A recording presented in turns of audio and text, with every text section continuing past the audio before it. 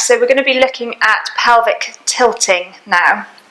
It's really important that we can move our spine in different places, and quite often we can get very, very stiff around our lower back and our pelvis. And when we're stiff around the lower back or the pelvis, we can overcompensate through the rib cage and around the upper back. So what we're going to do is just see the kind of movement that we can get with a pelvic tilt, and then we'll do some troubleshooting. So first of all, what I want you to do is imagine that there's a raspberry underneath your spine, and you want to use your bones of your spine to squash the raspberry into the floor. Excellent. And then come away from that raspberry as far as you can. That's it. And then squash that raspberry again. So you can see nice movement here, and a folding in the middle. And then releasing away from that raspberry, we can see an extension through the top, the rib cage opens and flares, and the pelvis rocks forwards. And then coming back so that your pelvis now feels a little bit flatter. That's great, with the floor. So you're trying to get that pelvis nice and neutral, so it would be parallel with the floor underneath you. So what you can do to try and work this out is you can pop the heel of your hand onto your hip bone and the fingertips down onto the pubic bone. And you can do the same on the other side. So that would be making a diamond or triangular shape along your core, the lower part of your core and your pelvis. Now what you can do is you can use those sensory nerves in your hands that you can trust to find out what your pelvis is doing, because as you're lying there you won't be able to actually see what your pelvis is doing.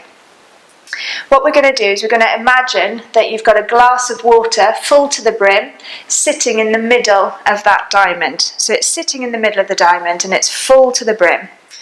What I want you to do is I want you to imagine that glass of water, and I want you to try and tip the water onto your belly button.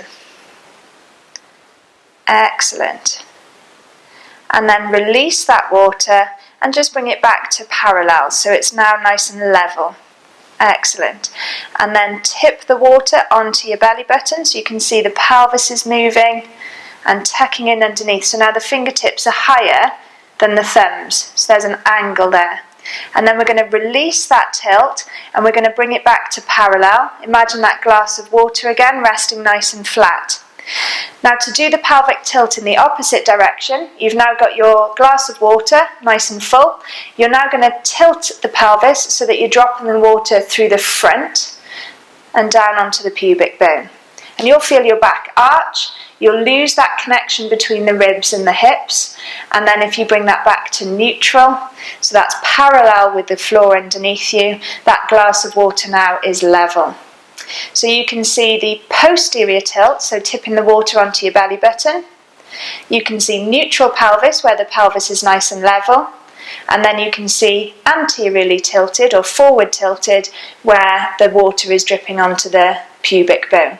So if we come back to neutral to finish off, that neutral position is a really important starting position for a lot of your core exercises, whether that be pelvic floor, abdominal, breathing, or even your buttock exercises. But it's also very important to know when you're tucking your pelvis under and when you're pointing your pelvis away. So being able to do those 3 different movements is really important.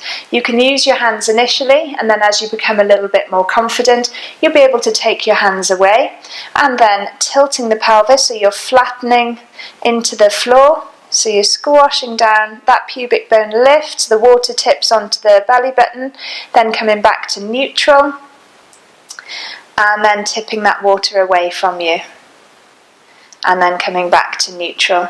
And that's something that you can practice. The things that will limit you potentially is not being able to feel what's happening in your pelvis, so use your hands onto your pelvis to help you. The other thing that might limit you is stiffness. So practicing this exercise is going to be really important, and the more you practice it, the better you'll get at it, and you should find then that you'll know exactly where your pelvis is in space. And that's a really important part of connecting with that area of your body.